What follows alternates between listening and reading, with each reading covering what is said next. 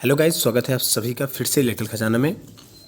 तो फ्रेंड्स, चलिए आज हम बताने वाले हैं आप सभी को यूपीपीसीएल जेईई 2022 का जो भी हाल ही में एग्जाम हुआ था 28 मार्च, 29 मार्च और 30 मार्च को। प्रत्येक दिन दो दो शिफ्ट में एग्जाम हुआ था। तो डिफरेंट आप सभी को हम आज बताएंगे किस शिफ्ट का पेपर हार्ड था, किस शिफ्ट का पेपर सरल था, तथा इसका एक्सपेक्टेड कट ऑफ कितना कट ऑफ जा सकता है इस बार 2022 में।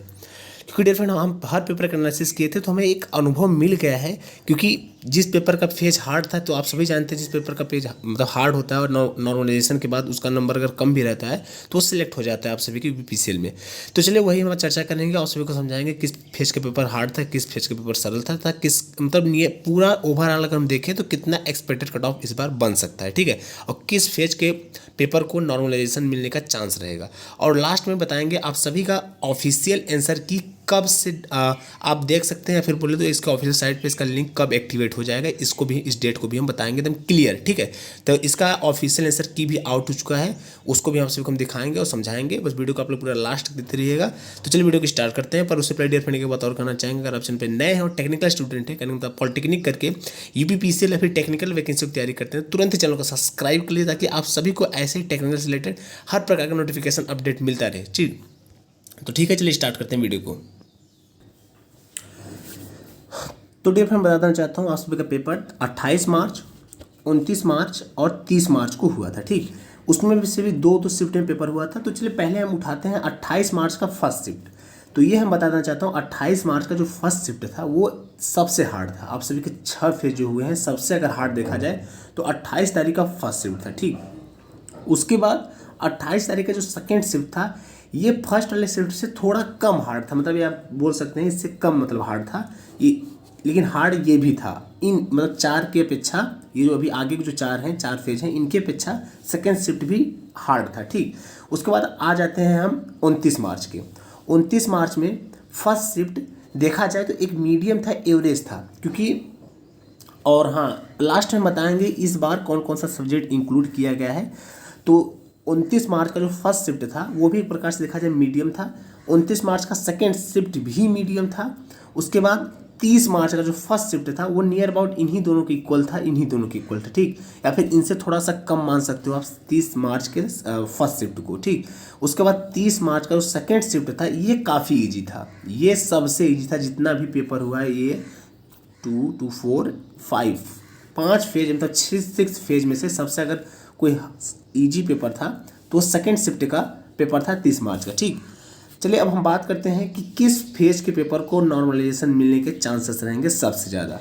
तो डियर फ्रेंड, क्लियर करना चाहता हूँ, इसका यही नियम है, जिस फेज का पेपर सबसे हार्ड होता है उसी को नॉर्मलाइजेशन मिलने का सबसे बड़ा चांस होता है, ठीक।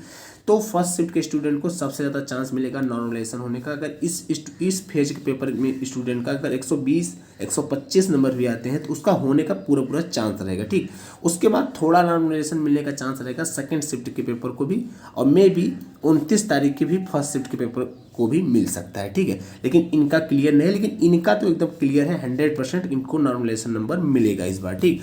और बेस जो होगा, बेस किसको बनाया जाएगा, वो 30 मार्च के सेकंड शिफ्ट के पेपर को बेस बनाया जाएगा, ठीक। तो डियर फ्रेंड, उम्मीद करते हैं इस बात से आप क्लियर हो गए होंगे किस फेज का पेपर हार्ड था और किसको नॉर्मलाइजेशन मिलने वाला है और किस फेज के पेपर को बेस बनाएगा यूपीपीसीएल विभाग, ठीक।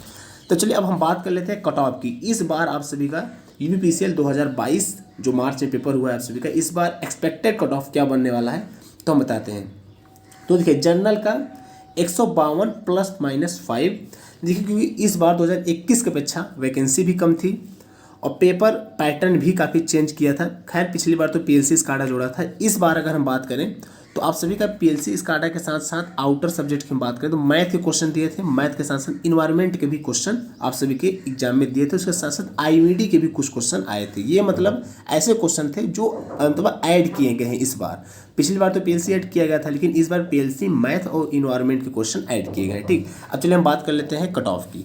तो देखिए डियर फ्रेंड्स, कट ऑफ जो है आप सभी का जनरल स्टूडेंट का जो कट ऑफ जाएगा 152 ±5 ये कट ऑफ जाएगा। ओबीसी स्टूडेंट का जो कट ऑफ जाएगा 150 ±5।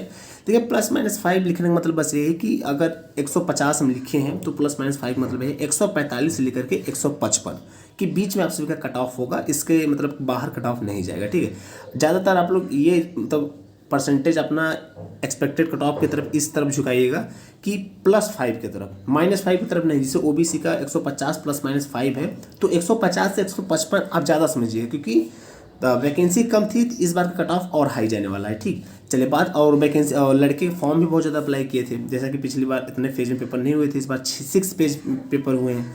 और ईडब्ल्यूएस की अगर हम बात करें तो ईडब्ल्यूएस का जो कट ऑफ जाने वाला है 140 ±5। ठीक, इसी सेकेंड्स में एससी का जो कट ऑफ जाएगा एक्सपेक्टेड कट ऑफ वो 125 ±5 जाएगा। एसटी का जाएगा 112 ±5। एक्स सर्विसमैन का जाएगा 80 ±5।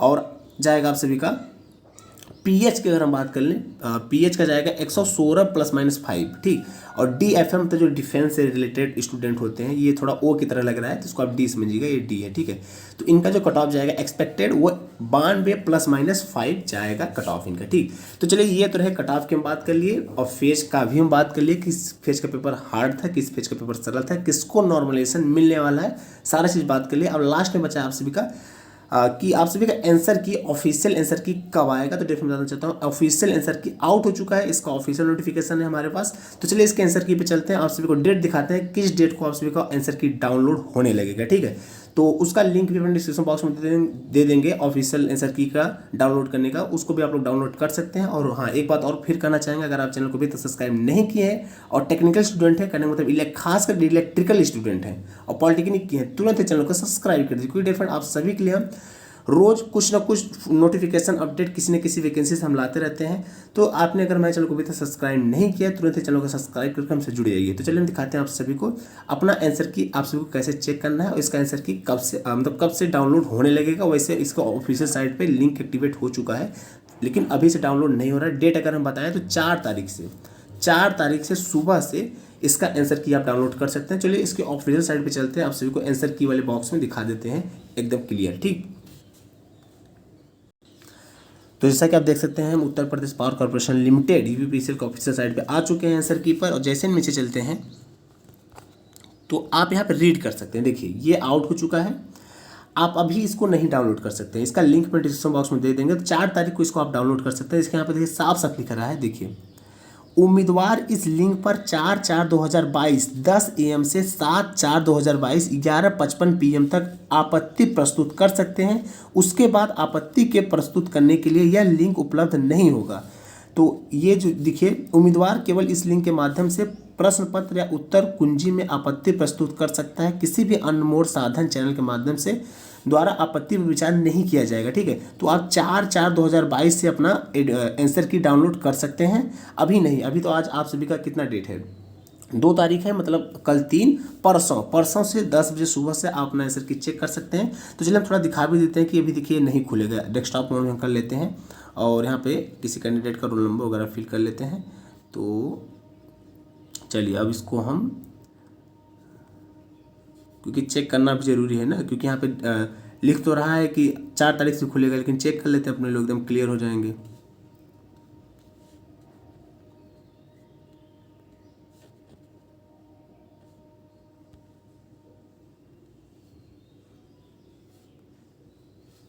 तो हम लॉग इन करते हैं। ठीक,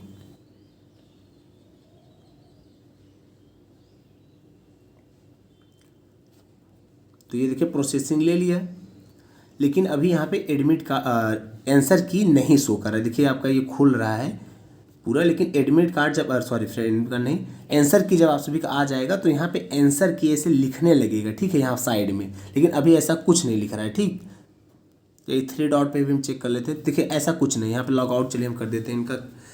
तो फ्रेंड जैसे मतलब इसका लिंक हम दे देंगे। देखिए यहाँ पे साफ सब लिख रहा है ना कि 4 तारीख को इसका आप आंसर की देख सकते हैं, 4 तारीख सुबह 10 बजे से। ठीक है, तो चलिए इसका लिंक अपने डिस्क्रिप्शन बॉक्स में दे देंगे। और हाँ, डिस्क्रिप्शन बॉक्स में टेलीग्राम का भी लिंक रहेगा, तो अगर आप इंटरेस्टेड हो तो हमसे टेलीग्राम पे भी जुड़ सकते हैं, क्योंकि टेलीग्राम पे बहुत सारी चीज़ें ऐसे रहती हैं जिनमें वीडियो नहीं बना सकते हैं, तो उनको नॉर्मली अपने टेलीग्राम ग्रुप में भेज देते हैं। अगर आप ऑलरेडी टेलीग्राम ग्रुप में ज्वाइन रहेंगे तो सारा चीज़ देख पाएंगे। तो ठीक है डिफरेंट, वीडियो को एंड करते हैं आज के लिए, बस इतना है। बाकी फिर मिलेंगे एक नए नोटिफिकेशन एक नए अपडेट के साथ। तो ठीक है friends, thanks for watching this video, see you soon next time.